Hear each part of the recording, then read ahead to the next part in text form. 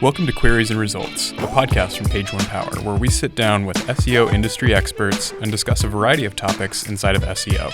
Today, in part one of our two-part series, Harris sits down with Katie and Amethyst from Page One Power's content team to discuss the role that content plays in your overall SEO strategy.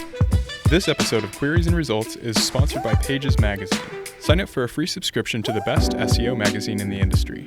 Receive news, interviews from industry leaders, and helpful guides directly in your mailbox every quarter. Visit pagesseomagazine.com.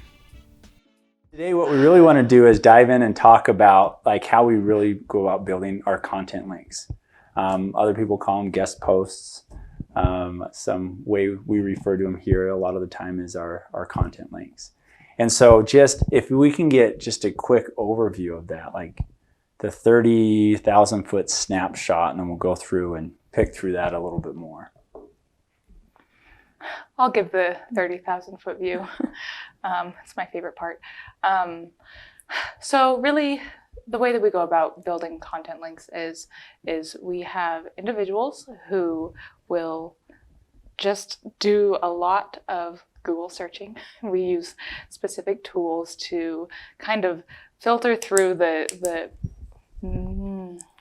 chaos that is the internet and try to target down sites that specifically have to have relevant niches.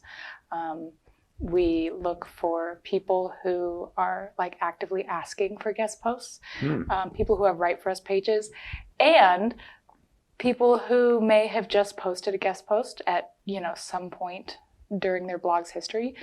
They may not explicitly say that they're accepting guest contributors, but we look for those too so that we can kind of get in on the ground level of a site before they're really actively building their own content presence. Sure.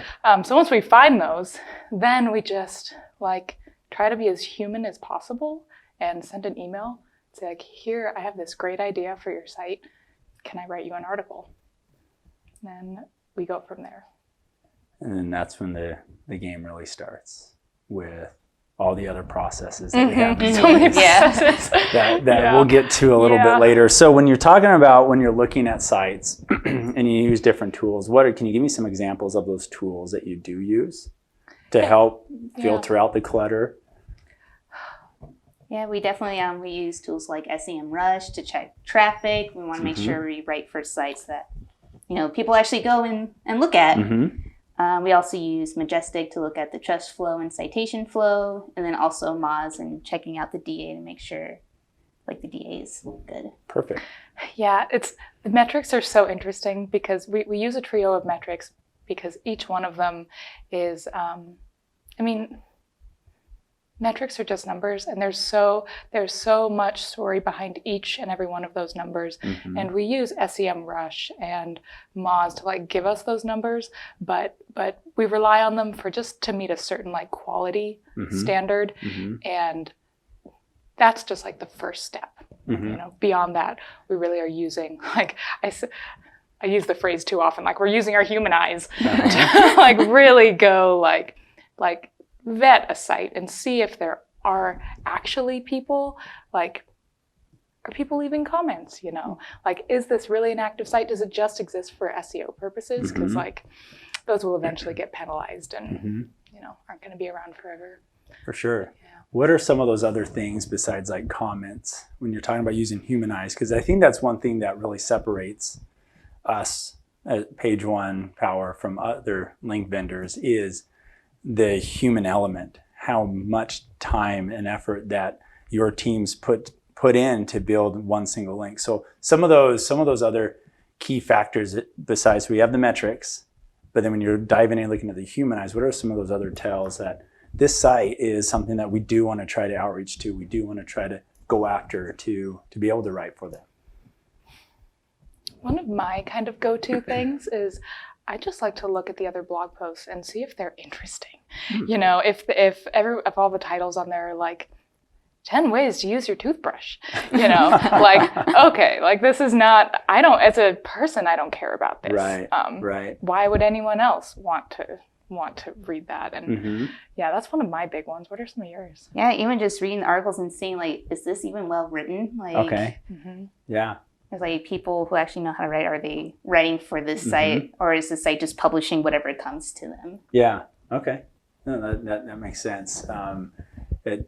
So when we're looking at that, does the quality of writing on the other articles, do you feel like that plays an effect on how the quality of the link that we can deliver, like the overall quality of the site? So it hits the metrics, but the level of writing is not at a higher level. There's a lot that you can learn about a site by looking at what kind of content they publish.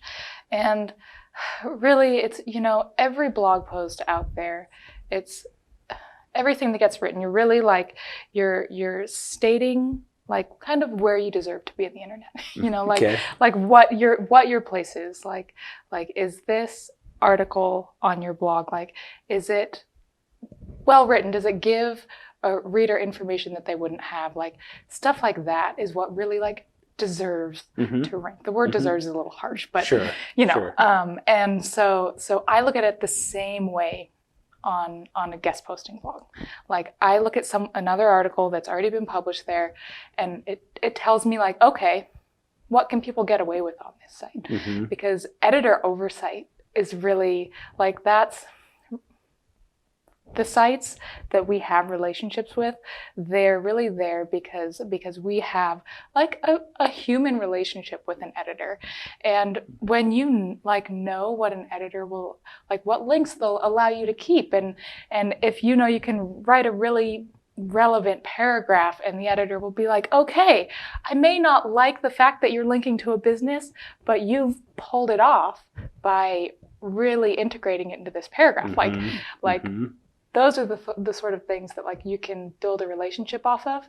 And if the editor clearly doesn't care what kind of links are on their site, then that's something you can know going into it. That is very true. Yeah. That is very, very, very true. So let's talk about the writing just for a couple more minutes. It was a few episodes ago, we talked to Kim and Norm, and one of the things that Norm, when it came to on-site content, and I just want to see if this correlates to what we do when it comes to our content for links, is Norm talks about how every article that we write for on-site purposes is flushed out from top to bottom. It isn't like a strong beginning where we get the first paragraph and it's catchy and it's exciting. It's like, yeah, we're engaged. And then, halfway down, we're like, I'm bored, I'm sick of writing, so I'm just going to peter off here and be done.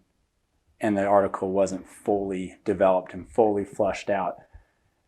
How does that correlate with what we do for our guest posting or our content links? Well, with content links, it all starts with, the strategists, and they have like this solid kind of outline and idea that they give to our contract writers and say like, okay, this is what the article is going to be about.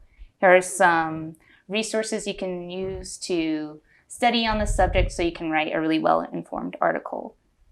And so then it gets back to the writer, and they have all they need to write a really well-informed article. And it's a little more like, I'm going to catch your attention in the beginning, but it's going to be well-written throughout because they have the information they need. Okay.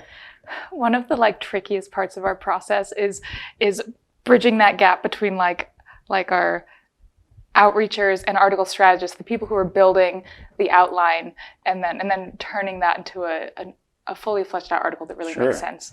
And it's really like we're really trying like playing with the creative process, because in an article strategy we essentially give our writers like a topic idea, a general just idea of what the article will be about, some external resources that are like high authority, so they'll put our clients in a good link neighborhood. Okay. and then we outline the required links that they have to include, the writers have to include, and then give them some internal links to the site too, because that's just like good practice and it makes editors happy. But with that, so it's like they have a structure, and it's really up to the writer to like take that and run with it and turn it into an article that is truly engaging. So yeah, it's a challenge to like make sure that we are staying on top of that.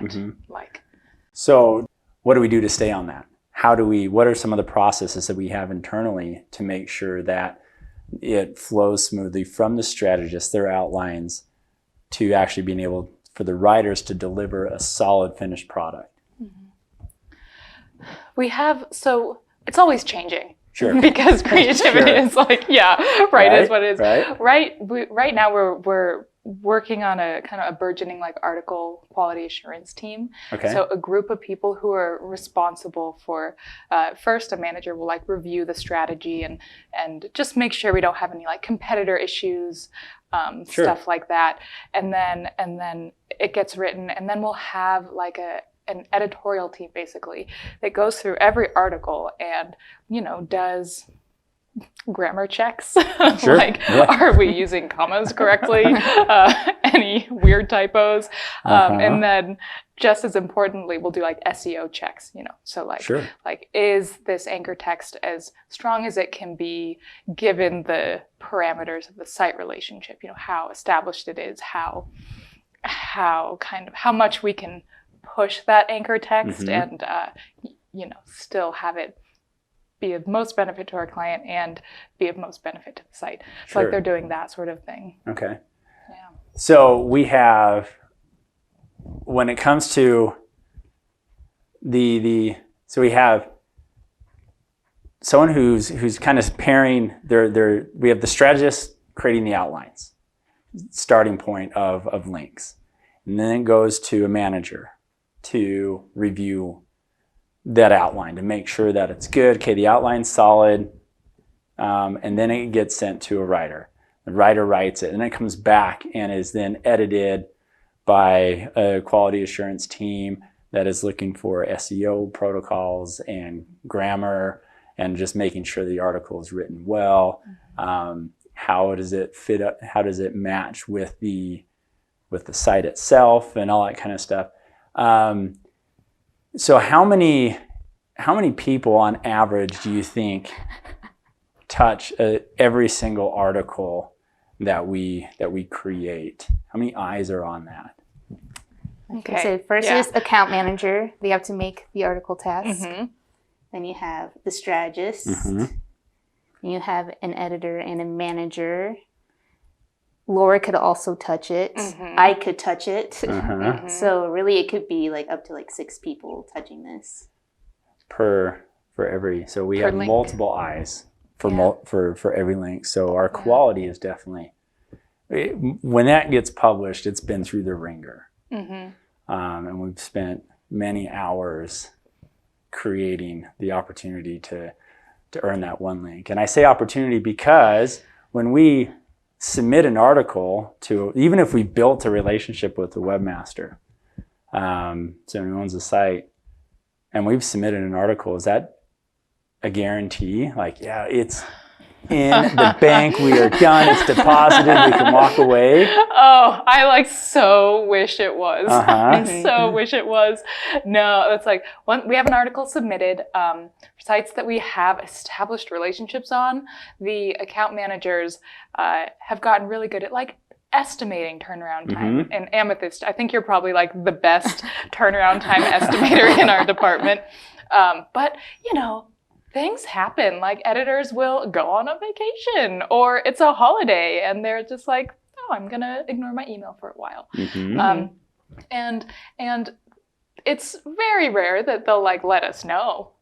Sure. So we just do our due diligence of following up once a week on every article we submit and doing a lot of the kind of gut checking thing.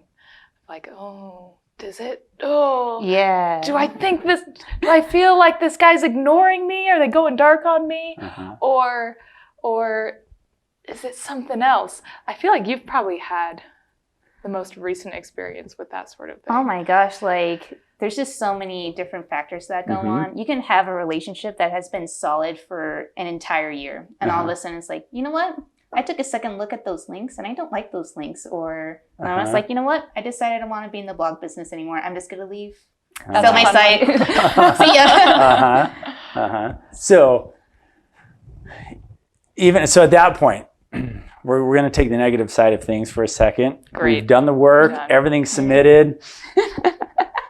We're hear nothing from the web. Like we have no idea. The editor's vanished. He's in, Fiji, sipping margaritas, done with blogging.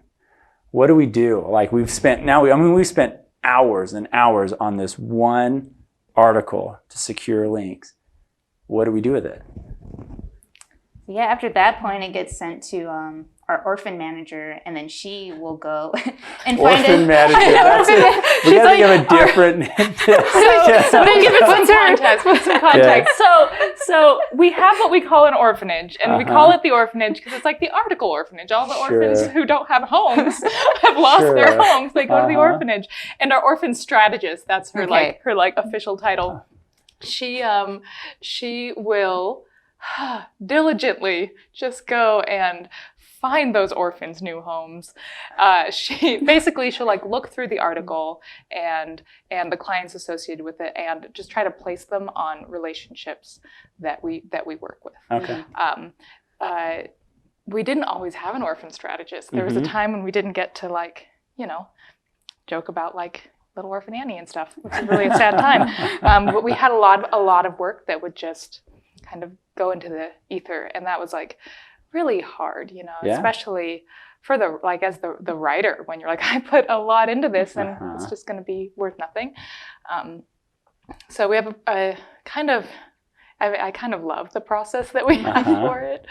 Yeah. How many?